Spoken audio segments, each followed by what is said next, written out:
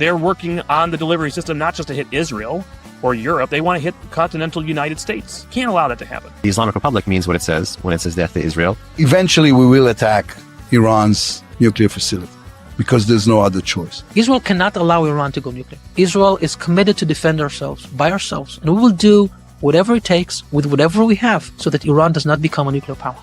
This is the Iran breakdown. So let's break it down.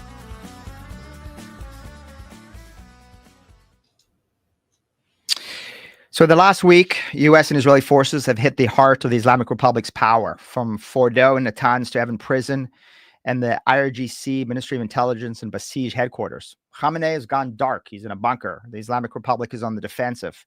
But moments like this can go two ways: collapse or crackdown.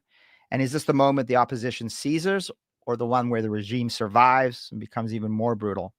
Joining me today is Mehdi Parpanchi. He's one of the sharpest voices covering Iran today and the executive editor of Iran International, an indispensable 24/7 Persian language channel that the regime fears most.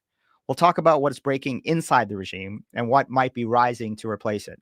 I'm your host, Mark Dubowitz, and this is the Iran Breakdown. So let's break it down. Mehdi, welcome. So wonderful to have you. Thank you so much for having me. No, thank you. And I know how busy you've been, 24/7.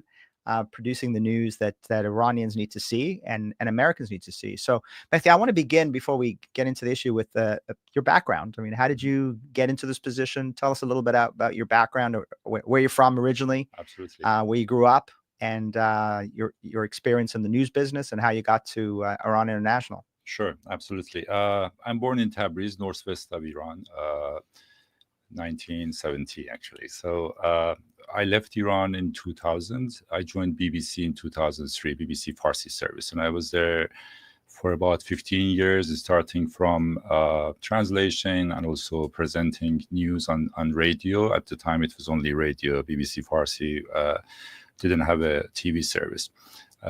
It started 2009, actually. And I was with BBC until 2018 for 15 years. Then I joined RFERL, based in Prague, Radio Fordow, which is unfortunately, they don't, it's very limited output they have right now after the shutdown of the IRGC, I'm sorry, USAGM, my apologies, USAGM, and you know that VOA is not around anymore, very limited service. So I was with RFERL for about 2 years, from 2018 until 2020 as Iran service director. And then I joined Iran International, and I'm here now, basically. But it just struck me. I mean, you lived in Iran from 1970 to 2000. Yes, so you 30 years, actually. Yes. Wow, so you're 30 years. So you were 9 years under the Shah? 7, 8, yes. 8 years, yeah, okay. And then for all those years under the Islamic Republic, what did you do in the Islamic Republic professionally, and what was it like? Mostly studying, of course. I was in university, until when I finished my university, which I did electronics, had nothing to do with journalism. Then for about 5 years, I was doing some private business until I left Iran. It was 2 years after Khamenei basically became president. That was the time that I thought no more, basically. We had a lot of high hopes, really, on reformism, hoping or believing that Khatami would be able to do something meaningful, but it didn't happen. After 2 years, I left Iran and I went to United Kingdom. I was in London until 2018, which I left to Prague. So let's talk a little bit about Iran International, because, I mean, it has been an extraordinary success story. And certainly, I think, as you alluded to, with the shutdown and the defunding of some of these other outlets, Voice of America Persian Service and Radio Fordow, and some of the other, even BBC Persian Service, which I know is still operating, but certainly we talk a little bit about its reach and its objectivity. But I think Iran International has really become indispensable, not only for those outside of Iran who are wanting to find out what is actually taking place inside the country, but more importantly for Iranians. So tell us a little bit about Iran International, how it got started, and also talk also a little bit about, well, more than a little bit about the threats that you and your colleagues have faced at Iran International from the regime. Yes, I mean, Iran International started as a they started, I think, with 4 or 5 hours of news and also documentaries, features from London. Then it expanded gradually until it became a 24/7 news channel. It's been like 5 years now that we are doing 24/7 news bulletins, top of every hour, live. That's something that no other broadcaster have done so or is able to do so. I mean, I don't know, but there's no other news outlet 24/7. There is a news channel inside Iran, IRIB. It is 24/7. But they are not doing 24/7. So this is the Islamic Republic of Iran Broadcasting. Exactly, the state broadcasting. The one that the Israeli Air Force actually bombed. Is that correct? They bombed it, exactly. But they're still broadcasting. They are still broadcasting, but from another studio. Studio, yes. But that IRIB news channel is not a really 24/7 one, especially at the times of crisis. Something is happening. They are not there. They would go for documentaries and stuff. Not now. Now they are starting to really become more of a 24/7 one, especially at the times of the crisis. For instance, in the past 2 weeks after Israel attack, they were there. They were doing broadcasting. But this is the regime's, propaganda arm. So, yes, absolutely. One has to assume that there are many Iranians who don't trust. The level of trust is very high, and it's struggling in terms of the audienceship. They don't have that much. Even if people watch them, they don't trust them. This is reality, unfortunately. I mean, it is supposed to be the national broadcaster, reflecting all voices, but it's not happening, of course, on the censorship. There are good journalists working in IRIB, I have to say. I mean, our colleagues, they are trying to do, but that the system wouldn't allow them to do what they are supposed to. The real journalism is not happening inside Iran, unfortunately. They managed to kill it, I would say, not just for the state broadcaster, even for the newspapers, the other news outlets. There is not a real meaningful news outlet, be broadcast or newspaper or website inside the country, unfortunately. But my recollection with, because IRIB got actually sanctioned by the U.S. government. Yes. And part of the reason it got sanctioned was because it was broadcasting forced confessions. True. Of Iranians on the state TV. Absolutely. They were being hauled before the cameras. They were being made to confess to things that they didn't do. And, it was sort of, in that respect, it was torture TV. Well, it is the mouthpiece of the regime. I mean, one has to say, name things whatever they are, basically. So yes, tortured confessions. Famously, I mean, you may remember Ruhollah Zam, the journalist outside the country. They kidnapped him from Iraq and they took him inside Iran. They aired so-called interviews with him, and unfortunately, at the end, they executed him. They killed him. And that was just an example, but there are plenty of others. So it's not a real broadcaster, and that's why people do not believe in what they hear from it. I mean, I wouldn't say nobody is watching it. People are still, TV, you are changing channels and watching. But generally speaking, there is no trust, and people are getting their news from outside broadcasters.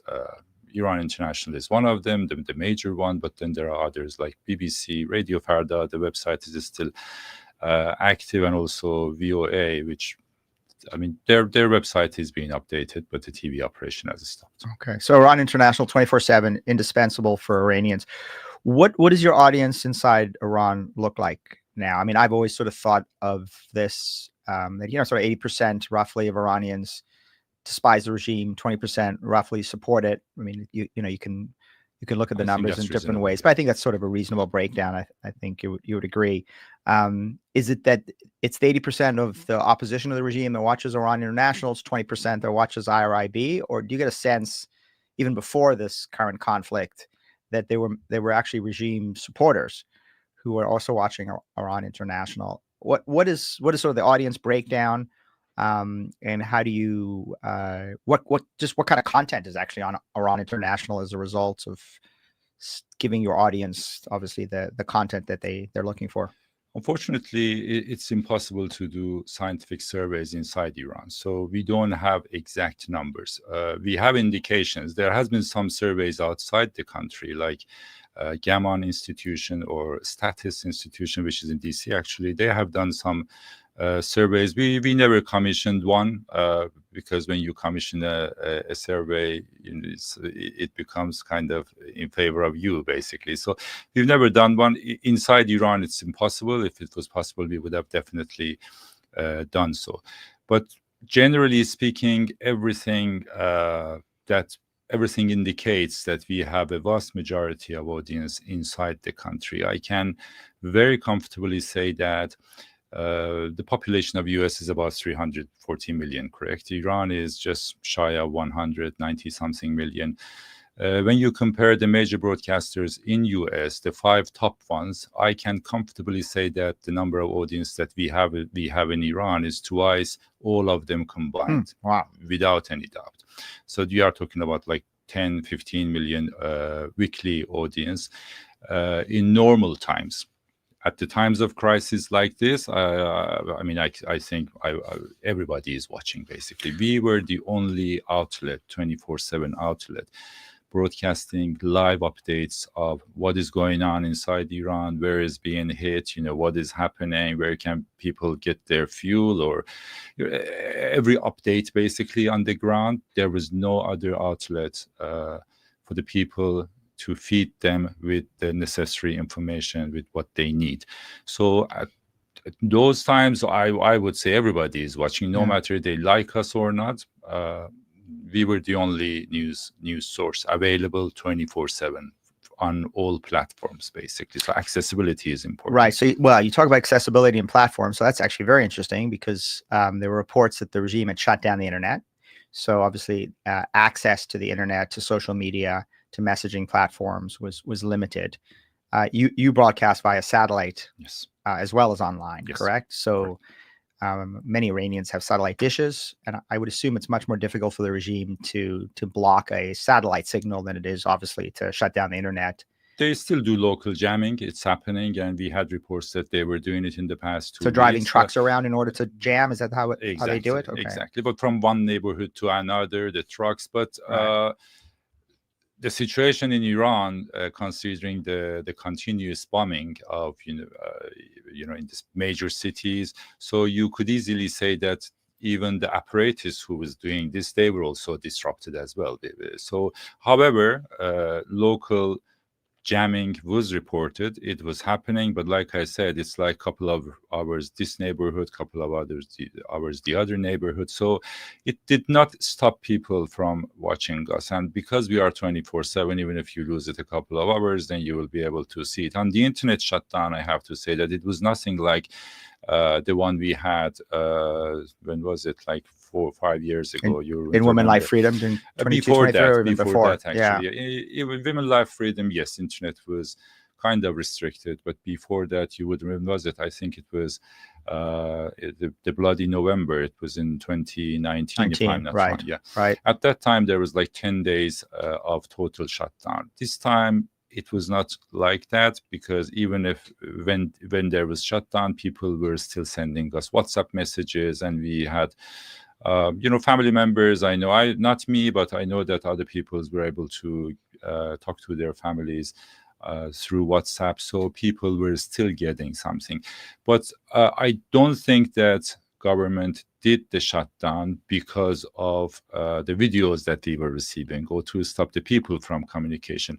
I think the major reason was cyber attacks, because some of the banks were under attack. Sepah Bank, Bank Sepah, what we hear is it doesn't exist anymore, basically. The hackers just deleted it, all the information. I did not know that. I worked on getting Bank Sepah sanctioned a number of years ago with the Treasury Department and Congress. So to think that it actually doesn't exist anymore is pretty extraordinary. And certainly there were reports that the regime had made it illegal to use WhatsApp and Telegram and other channels. Again, you think fear of both messaging and Iranians using it to mobilize and potentially mount protests, but also, more importantly, because they were afraid that it had been penetrated. Yes. Yeah. The major reason was hacking. I think that it was the infrastructure was under attack. And also, it looks like the understanding was that Israel has human intelligence on the ground. It was obvious because, many things happened. I mean, it was spectacular, the number of attacks that Israelis had using drones inside the country, operated from inside the country. So they had people on the ground. And the assumption was that the communication is happening through internet. So that's why they stopped it, we believe. Definitely, they wanted to stop people from communicating, but the major reasons were cyber attack and the effort to cut down the communication between Israel and those who were operating inside the country. Well, by the way, it's worth mentioning, I should have mentioned that Bank SEPA and a number of these other banks are not normal commercial banks. They're also being used to finance nuclear proliferation, missiles, terrorism. I mean, these are the reasons the U.S. government designated them. I want to ask you before, because what I really want to spend a lot of time focusing on is what's happening on the ground, how are Iranians feeling, what is sort of the messaging that you're getting, and how you are communicating to Iranians in your reporting. But just in terms of Iran International, the regime despises Iran International and has gone after Iran International. Tell us a little bit about that and your colleagues and the threats they faced and their overall safety. Yeah, I mean, you using your word, they despise us so much that they have designated Iran International as a terrorist organization. I'm sure you are aware. This is like they've designated me as an economic terrorist. Yes, so absolutely. we you are. We both have a badge of honor there. We are wearing the same badge, more or less. So the pressure is always on us. It just sometimes it goes up or down.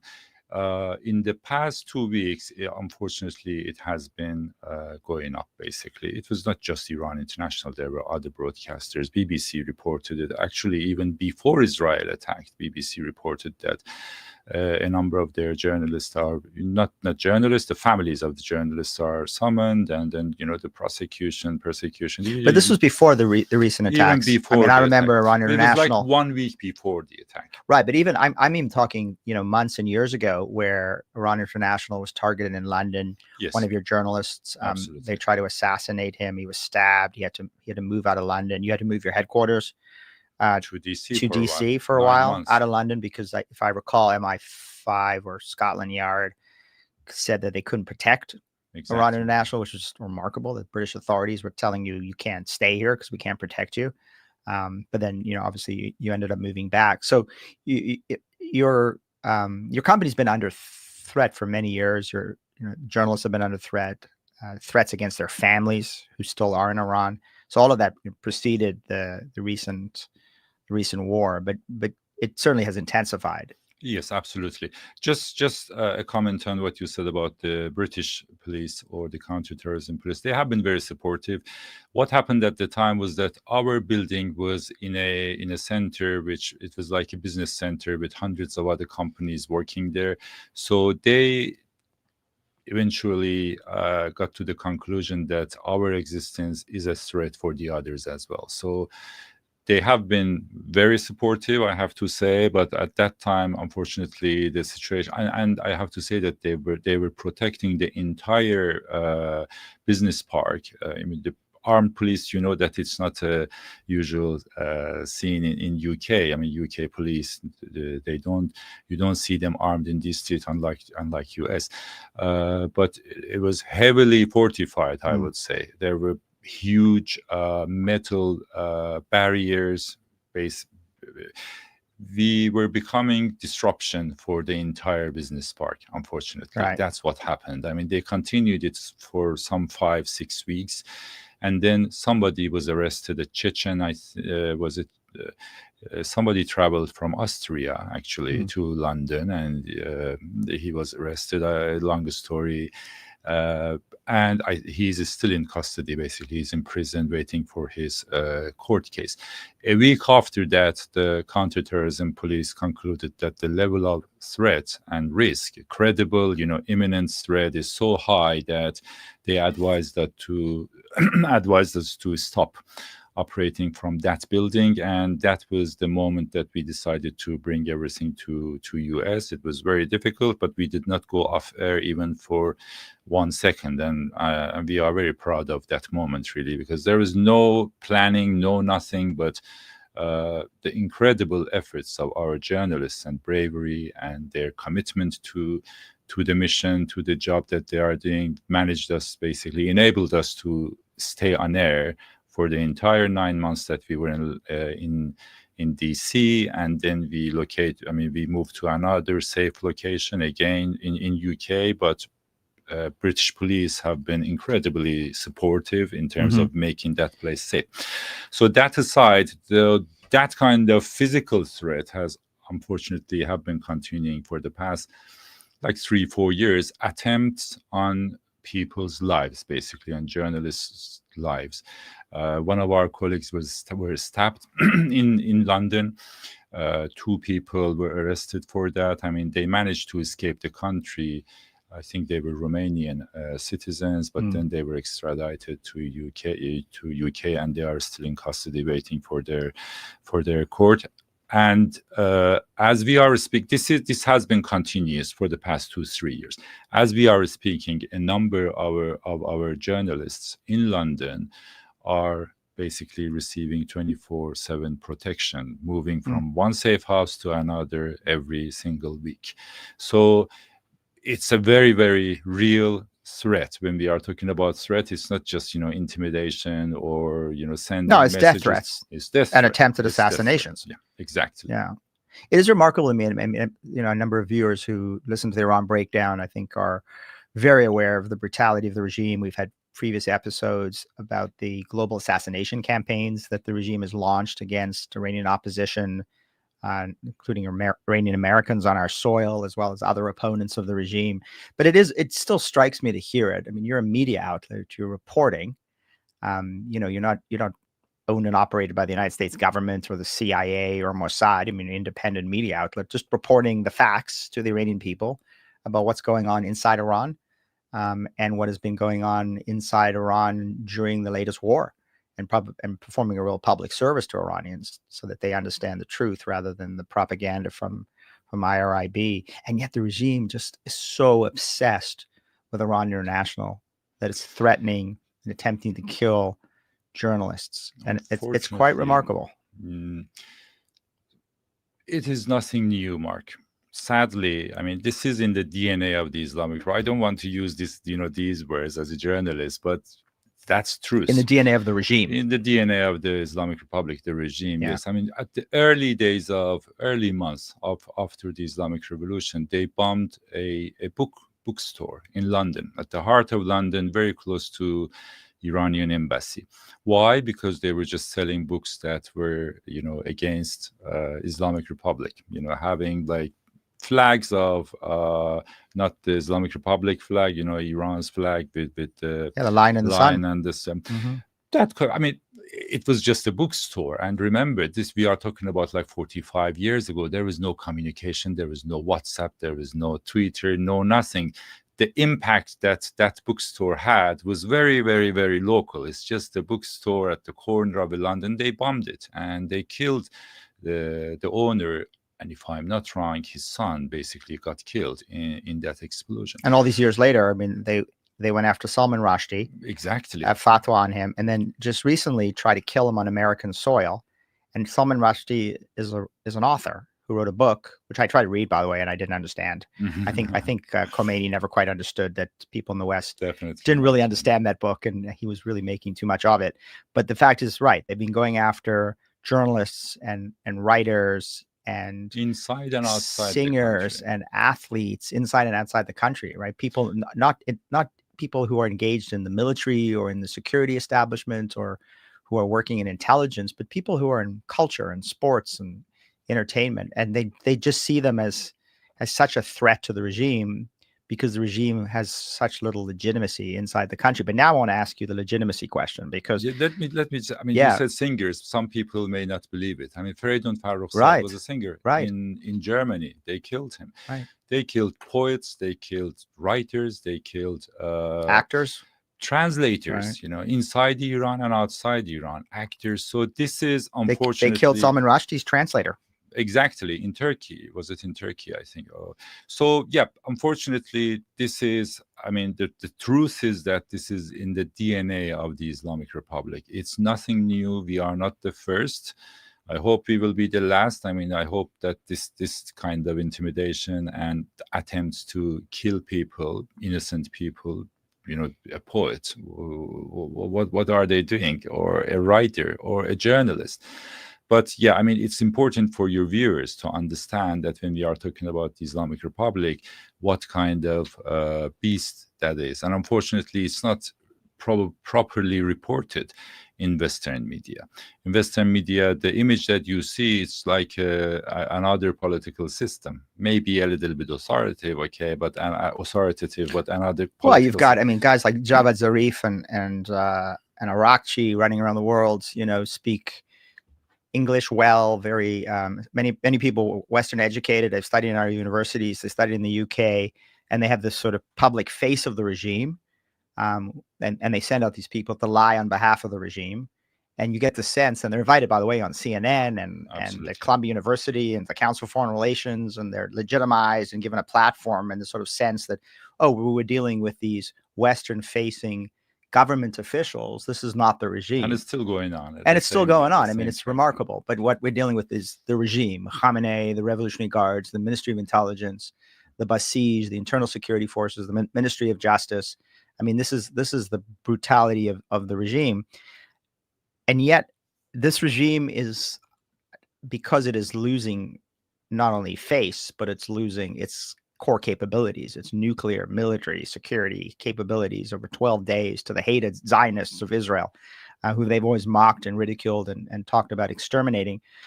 They are getting seemingly even more brutal and repressive. I mean, I saw Mehdi report 700 people arrested yesterday, 2 were executed yesterday. Yes. I want to ask you, 3 were executed yesterday, and I imagine, unfortunately, we're going to just see more and more of that. How are Iranians reacting to Israeli strikes on these domestic targets, these nodes of the security apparatus? And I know the Israelis are taking great care to try to minimize civilian casualties in going after the security and military apparatus, but Iranians must be scared and terrified. They're in a war. They're having to flee Tehran. Yes. On the advice of President Trump. Is the messaging trying to separate the regime from the people? Is it working? Is it backfiring? And what effect do these strikes on Evin Prison, on IRIB, on the security apparatus? What effect do they have on the public psyche? Is it positive? And just wrapping all into this, because I think it's all related, are these military strikes, are they opening up political space for the opposition, or are they making it more difficult for the opposition to mount the kind of street protests and advocacy that I think we would all hope to see in wearing away this regime and potentially ending it?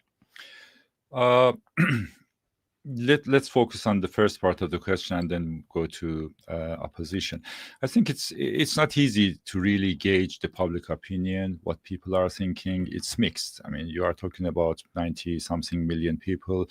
Not everybody feels the same, but generally speaking, and I think comfortably one can say the majority of people, what we were seeing in the very beginning of the campaign, when IRGC commanders got killed, in their bed at the dark of the night, it was one of a jubilant, basically. People were happy that this is happening. Again, I'm not saying 100%, but I can easily say a vast majority of people were happy, because these were the same commanders who suppressed and oppressed, the Iranian population for the past 40-something years. Whenever there was an uprising or demonstration in these streets, or we were just talking about the killings of the opposition figures, not just opposition figures. I mean, yes, they have killed many politicians, but we were just talking about singers, and ordinary Iranians who took to the streets exactly in 2009 saying, "Where's my vote?" In 2017, 18, 19, 20, "Where's my paycheck?" Iranian women taking to the streets, Absolutely. "End this gender apartheid." I mean, these are ordinary Iranians who just want their civil rights. They just want to lead a decent life. They just want jobs, and yet the regime has cracked down and mercilessly killed and maimed thousands of them, thrown them into prison, tortured them, raped a woman, launched chemical attacks against Iranian schoolgirls to yes. break the back of women life freedom. And this is a brutal regime. So the first few nights of jubilation, watching the Israelis take out the men that have been so oppressive.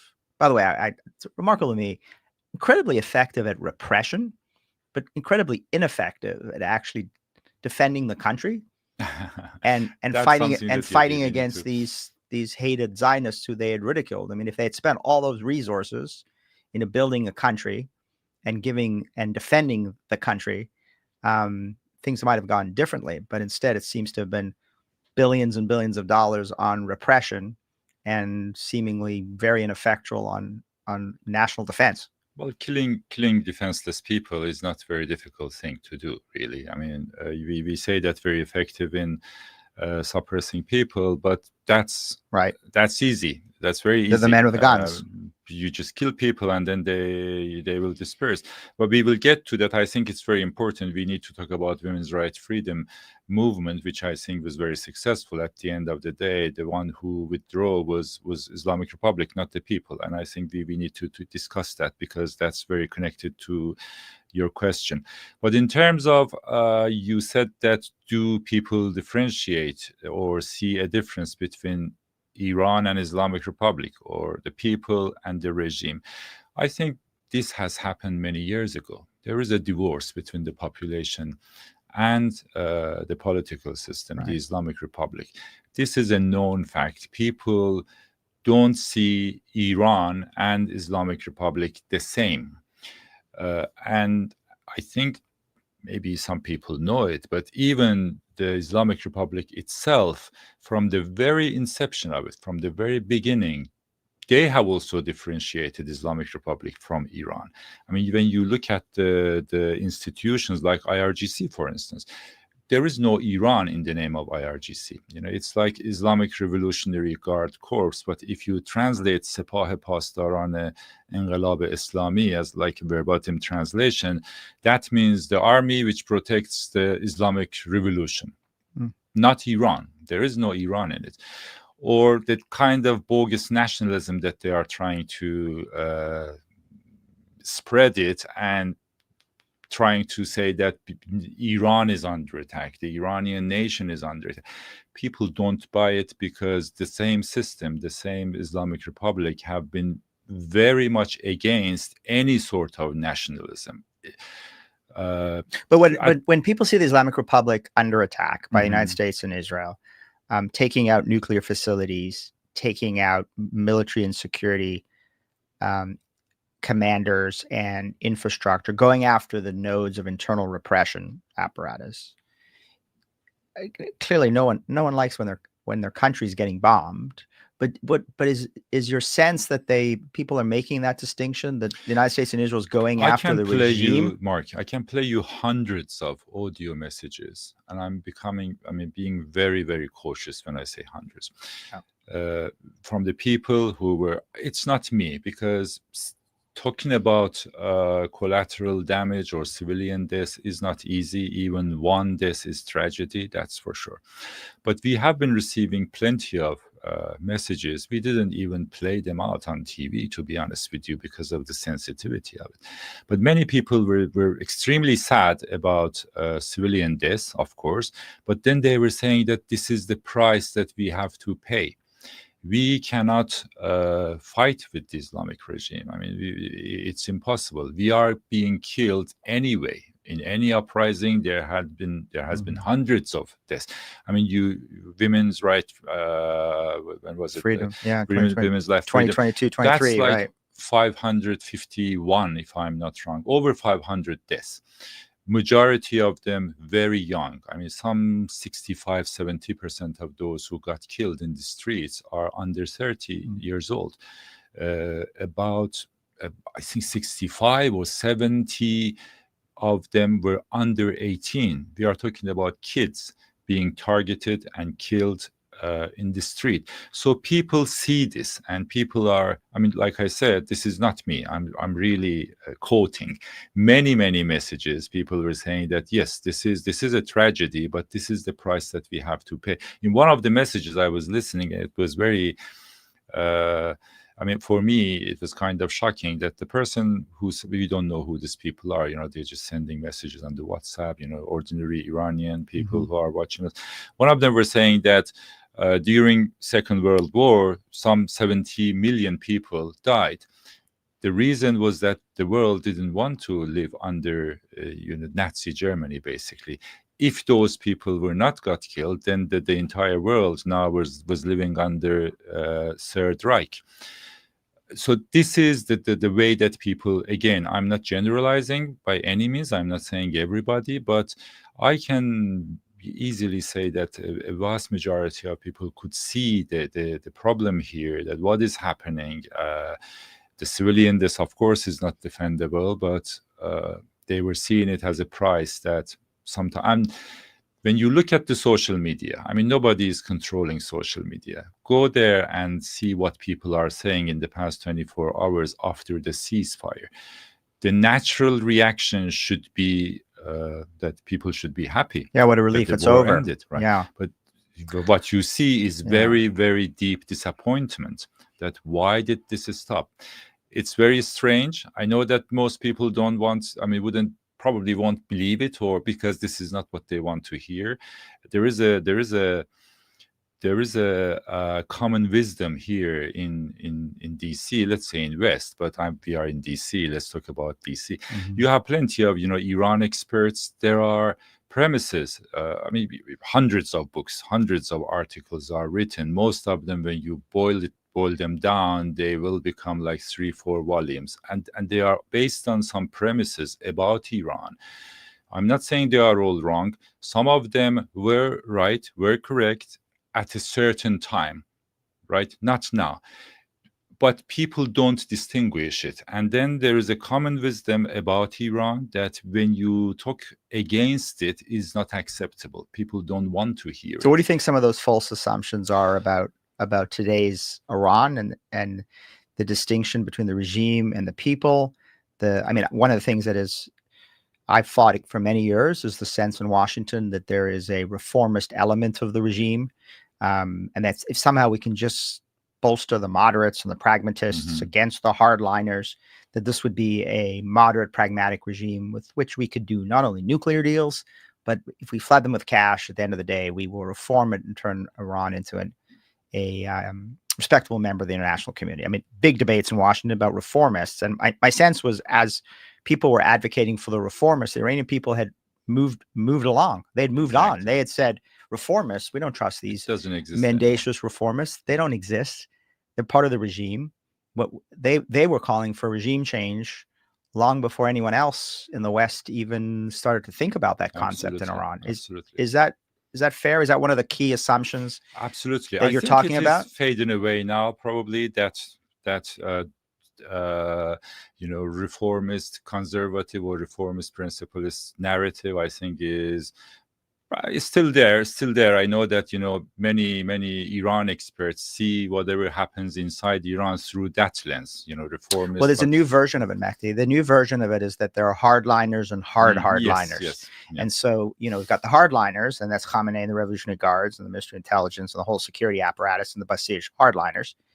But if somehow there was a change in Iran and the regime were to collapse, then you'd get the hardliners. And then the Revolutionary Guards would take over. Khamenei would, no longer be the supreme leader. There'd be no clerics in charge. And now you'd have a military dictatorship. And those guys are the hardliners.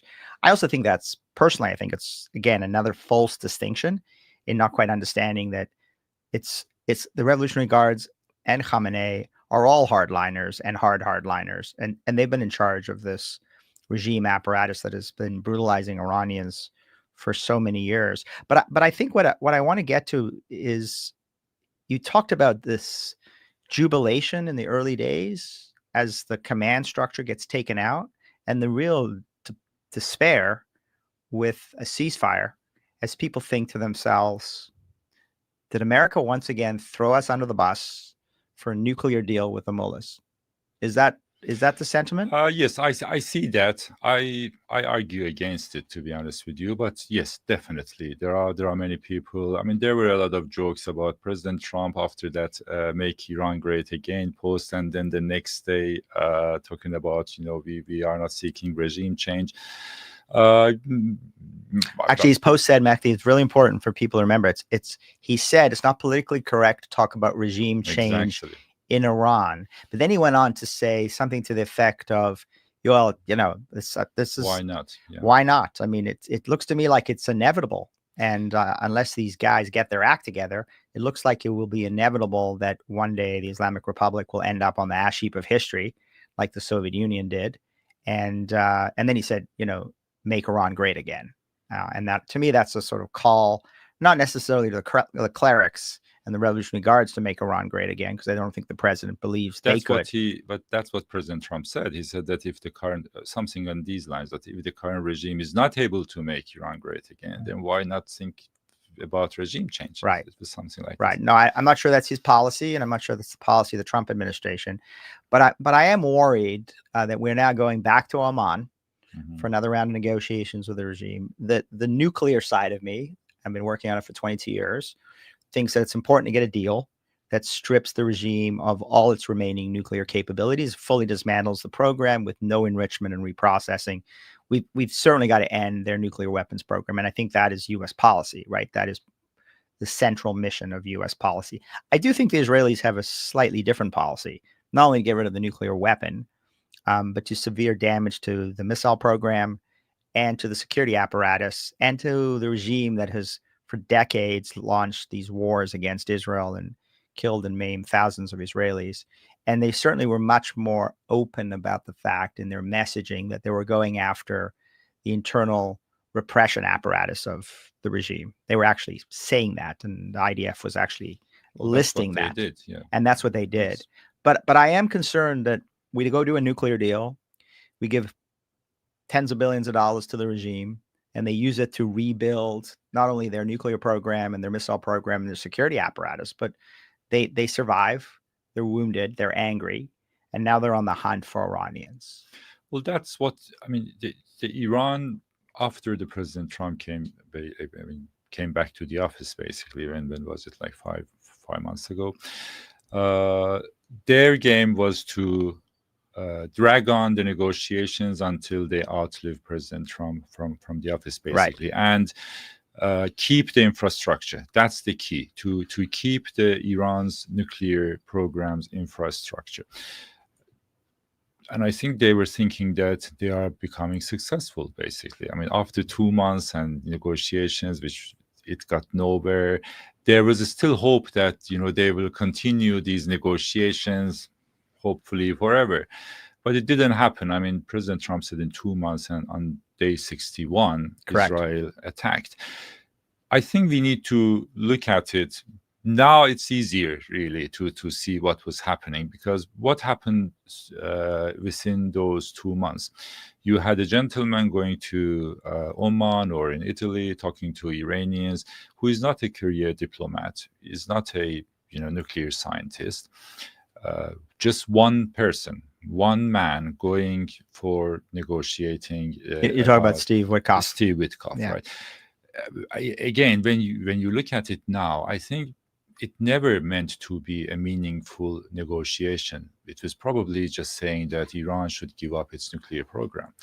There was mixed messages. Well, Mehdi, I got to tell you, Khamenei made a huge mistake because the Americans made an offer, 1 page, and it was a really good offer for Khamenei. He could have temporarily kept enrichment at Natanz while rendering his below ground facilities, quote, non-operational, which could mean anything from rip out the infrastructure just to turn off the lights. And then, Iraqi would have negotiated it all the way down to, we'll just flip the lights. And then there's going to be this sort of joint enrichment facility built in 3-4 years time after President Trump's no longer president. And of course, he gets to keep his enrichment capability.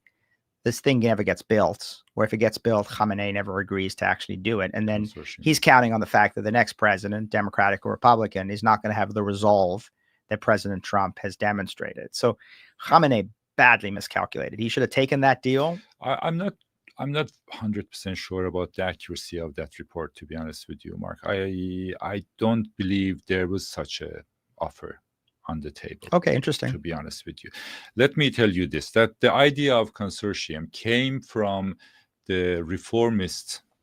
Yeah. I mean, that doesn't exist really, but the circles that used to be, reformist, they are nobodies now. They are completely irrelevant in terms of the political power. What they do is exist. They talk. That idea came from those circles at least 3 weeks before that report was published, maybe 3-4 weeks. I mean, I heard that there is. I mean, it's an old idea. It's been floating around for decades. Mousavian wrote about exactly that concept. So I'm not 100% sure about the accuracy of that report, to be honest with you, because as far as I remember, it was only in one news. But let's assume, for the sake of argument, that the United States is going to sit down with Iran again in Oman with the regime, and there's going to be some kind of negotiation. Whatever that negotiation looks like, whatever final deal looks like. We spend a lot of time on this podcast talking about nuclear issues. And I don't want to talk too much about nuclear issues for this very reason. And that is because I want to talk about the Iranian people. I want to talk about the sense from Iranians based on your reporting and your communication with them is there a sense of, once again, that they're being abandoned by an American president who's focused on nukes and not focused on providing maximum support for the Iranian people in order to give them what they need, both rhetorically and materially, to be able to undermine, weaken, and if history smiles on them the way it smiled on Reagan with the Soviet Union, bring down this Islamic Republic and give them the freedom and prosperity they so deserve. That's true. Some people believe in it. Ordinary Iranians, a big number of them, judging by what we see on social media and also the messages that we receive. But then there is another narrative, if you like, or belief, that some people think that what we are seeing, what we witnessed in the past 2 weeks, is just a chapter of a new book. Basically, everything that has happened before Israel's strike, the recent campaign on Iran, was something, but now we are in a new era. This is a new chapter. This is a new, basically, book. And that campaign, the 2 weeks campaign, is only the beginning of it. This is going to continue. Israel will continue what they did.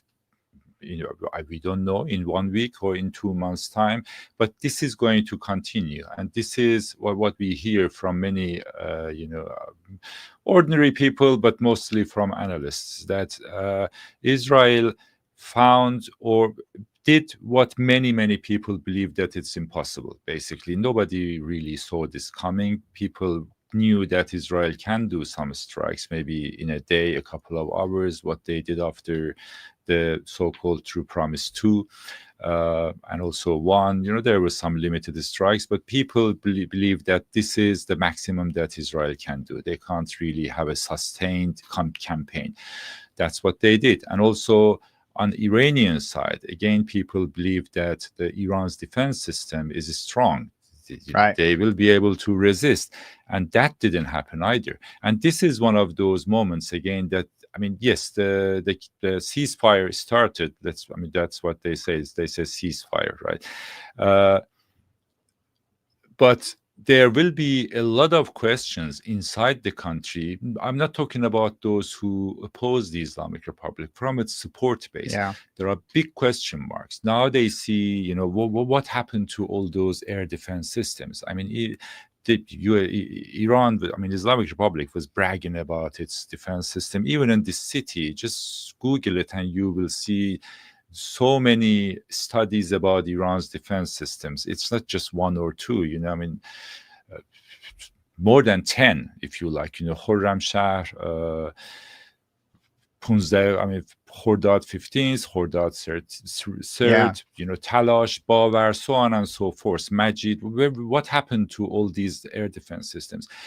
And now the question comes that this is the corruption which will kill the Islamic Republic, because billions and billions of dollars you were stole all the money spent in all those so-called defense systems, and they Right. don't exist, and people have the experience of it. I can give you and an Iran example. International, I think, has done a remarkable job reporting on the corruption Oh, of absolutely. the Islamic Republic Yes, over many absolutely. years. And I think it's no surprise to Iranians inside or outside the country that billions of dollars have been stolen by regime insiders. People have seen this before.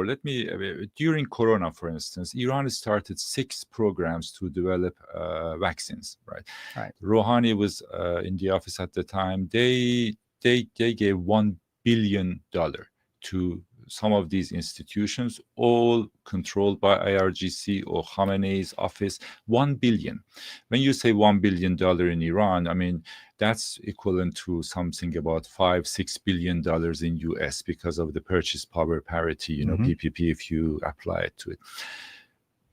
What happened? Not even one. I mean, there was, I don't know, Noura vaccine, Iran vaccine, I don't know, Fakhra vaccine, so on and so forth. But there was zero product coming out of it. The money was gone. That $1 billion gone. And thousands of Iranians now died. People are seeing that. Yeah. So all these defense systems, it was something the same as those corona vaccines. You spent billions and billions of people's money on these air defense systems. It was zero impact, basically. They didn't do anything. And then again, people pose questions about Iran's proxy groups like Hezbollah, Syria, how much Iran spent there, the Islamic Republic. So now there are big question marks. I'm not talking about those who oppose the Islamic But the Republic. support base of the regime. The support base. They say, so what happened? Hezbollah was supposed to be a deterrence for us, so Israel cannot strike us, because if they do, then Israel is... Hezbollah stayed out, Hamas eviscerated, the Houthis stayed out, the Shiite militia stayed out. They've either been degraded, eviscerated, or they were too afraid to jump into the fray. So the entire axis of misery, which is what I call it, the axis of resistance, was not there. The air defenses were not there. The ballistic missiles were pretty deadly, but the Israeli pilots were hunting down missile launches and missiles over the 12-day war and destroyed some in the neighborhood of 50 to 60% of the capabilities. And Khamenei then also spent, I think estimates are $500 billion on this nuclear program, and it's in flames. I mean, it's been destroyed. And that $500 billion is direct cost. I mean, when you think about the sanctions, imagine, the opportunities that Iran had in the past 50 years. Look at South Korea, for instance, Vietnam, I don't know, many other countries who developed in the past, it's half a century when you talk about Iran's Islamic Republic, the 46 years. Iran had plenty of opportunities. It could become another South Korea, for instance, but it's not, because of the Islamic Republic. Wait. So when you add those costs to the policies, the failed policies, trillions of dollars. Well, I know you have a few minutes remaining, but I think what's really interesting to me, and I think you're touching on this, and just sort of wrap it up. I mean, Iran International broadcasting 24/7, in many cases, not the only, but the most watched provider for Iranians. As a result, it's not just the opposition that's watching you, it's the support base of the regime that's watching you. The fractures and fissures within that support base, which pre-existed the 12-day war. Absolutely. Because clearly there's a lot of disagreement within the support base. But one imagines that those fractures and fissures are widening, or they're intensifying, as people inside the support base say, what happened? What happened, as you say, to all the trillions of dollars that were supposed to defend the Islamic Republic? Absolutely. That the Israelis have and the Americans have destroyed in a matter of 12 days. It's always hard to predict but look through the crystal ball or around the corner, as they say. But where do you see this heading? I mean, do you see opportunities for more political space for the opposition? Do you see opportunities, maybe not in the coming days, but in weeks and months, for a new chapter, as you mentioned? That's going to lead to the downfall of the Islamic Republic? Are you more optimistic, Mehdi, today than you were, let's say, 2 weeks ago? I think that chapter has already started. We shouldn't apply the same premises, the same beliefs that we had about Iran to this new era. A couple of days ago, I was reading an article in Wall Street Journal about the attack and its impact, and one of it was quoting a number of very distinguished experts in DC, and all of them were saying that this is going to give more power to IRGC. Right. Again, this is because IRGC already has everything. This attack, if anything, would just weaken IRGC, because what else? There is nothing up to the grab for the IRGC to get. You may say the president will be from IRGC, for instance, but the office of president is, useless. It's just nothing. It's just Right. a facade. It doesn't exist, or the parliament, for that matter. All of these have. If anything, the IRGC doesn't want to be the president, because then they're going to take the blame. Because Khamenei has always been very effective at using the office of presidency to deflect blame from the regime. But as you say, they have everything. So the notion that somehow the IRGC is going to be strengthened, I think, again, is another Washington assumption. What about the rally around the flag assumption? The notion that the Iranian people are rallying around the flag. I don't think it exists, to be honest. They may be rallying around the flag. We witnessed it. Yeah. Look at what happened in the past 2 weeks. Which flag Iranians rallied? That's the key. I can give you an example. Remember Women's Life Freedom Movement, right? You had 100,000 people gathering in Germany, in Berlin, lying in the sun. In this city, in DC, there were every Saturday there were demonstrations. A number of them, good number of them, I can say at least 10 of them gathered some 20,000 people in DC, okay, and then you had Toronto. I think you are from Toronto, right? We had 50,000 people in a number of times, and how many people there were anti-war protests in the past couple of days in many cities. There were, basically invitations from political groups for anti-war demonstrations inside Iran. No, outside the country. Iran. In this city, in DC, in London, in many major cities. People live in these cities, and we have seen that power during Women's Life Freedom. Like I said, in this city, there were a number of demonstrations with 20,000 people. Anti-war, we sent a reporter. There was like 2-3 people. No one. Okay, so what that tells you. So what happened to that? People will rally, behind the flag. So why did it happen? I think these are questions that people should pose for themselves. One of the things that you were talking about, the Western media and how they report Iran. I never saw any news outlet, any U.S. news outlet during those demonstrations. 20,000 is a big number, and especially when it continues every single week. I never saw any TV channel, CNN, you name it, MSNBC, Fox. No, I never saw a reporter to come and report it. And there was a revolution happening inside the country, which succeeded, actually, because that was kind of a cultural revolution. There is no hijab anymore. Islamic Republic, for the first time in its history, had to back down that's from one of its pillars. Look at the videos, the pictures which are coming from inside Iran. It's as if you are walking in Washington. There is no hijab. That was a back down, basically, a defeat for the Islamic Republic. It's not reform. It's not that they decided, okay, No, they're defeated by the people. They simply couldn't resist. And I have no doubt if there is a chance, they will come back to it. But it's a remarkable point to end on, because I think people don't understand, who are not Iranian, that the hijab is a central pillar of the Islamic Republic and of Khomeini and Khamenei's Islamist revolution. The fact that they back down on the hijab because of the women of Iran and the fathers and mothers and brothers who supported them, they back down on hijab. They've just had to back down in the face of Israeli and American attacks against their nuclear, military, and security apparatus. It suggests to me, Mehdi, and maybe I'll end with this. I hope people inside Iran are listening to this. I hope you'll help us get it inside Iran, because I think the Iranian people should know two things. The first is the Israeli operation was called Rising Lion. Yes. Now, one of the reasons for that is because there's a line in the Torah about the lion, and after October 7th, when Islamic Republic backed Hamas, and Hamas went in there and murdered and tortured and raped and kidnapped Israelis, the lion of Israel rose to protect her cubs. And again, there's no more dangerous animal in the kingdom than the mother lion protecting her cub. So that's one reason for calling it rising lion, as the lion has risen and the Israelis are there to protect themselves and their country against this axis of resistance or misery that Khamenei had built. And now they've gone in 12 days and done such damage. But rising lion, there's another interpretation for that.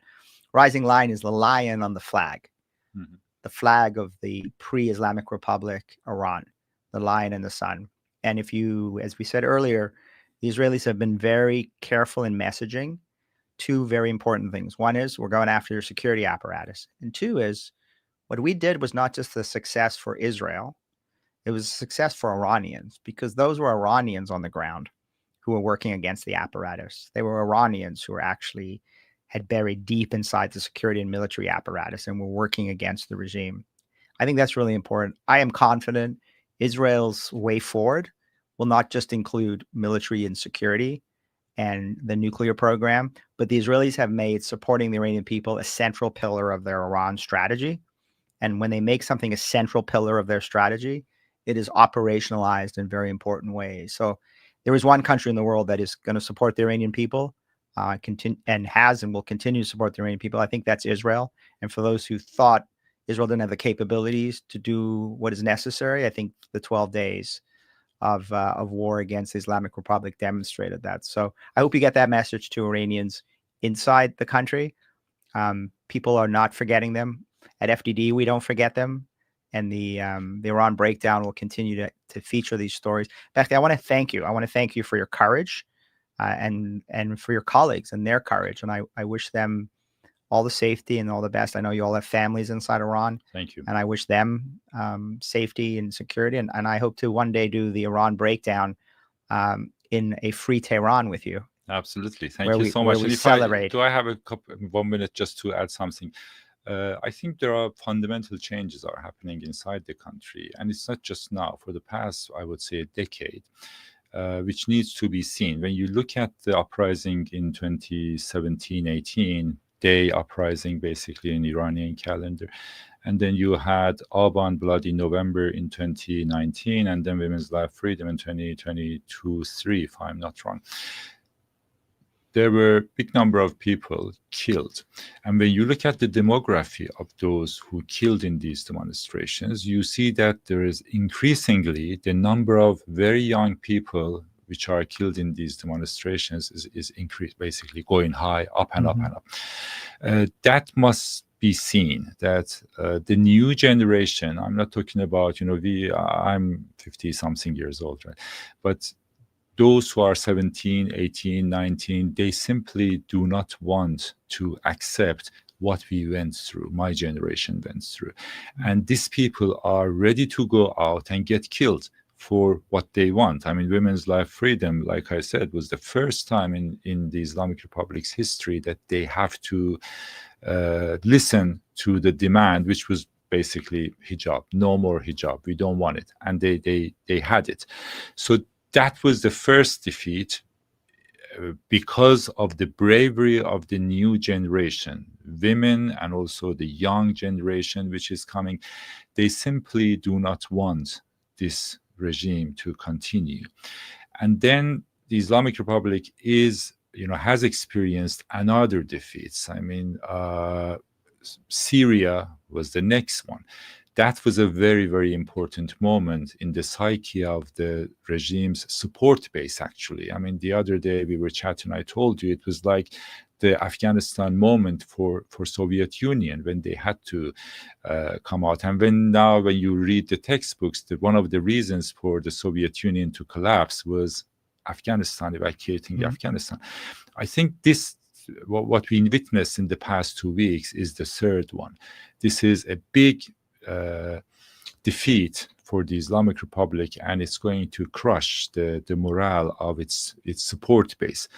we are not talking about the opposition or those who don't subscribe to the ideology that Islamic Republic is trying to spread, but from the support base, that's going to be a big change. I would say we will witness very soon.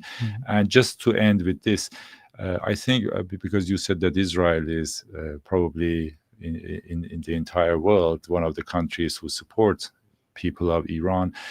Again, this is fact. You can ask from anybody, those who like it or not. I think in the Middle East, definitely throughout, from October 7th until now, Iranian population are the only one in the entire Middle East who have been supportive for Israel in the conflict. One of the reasons, again, is the policy of the Islamic Republic is spending billions and billions of dollars, chanting, death to Israel, death to America, trying to destroy Israel as they have been trying to. And then people now see the result of it.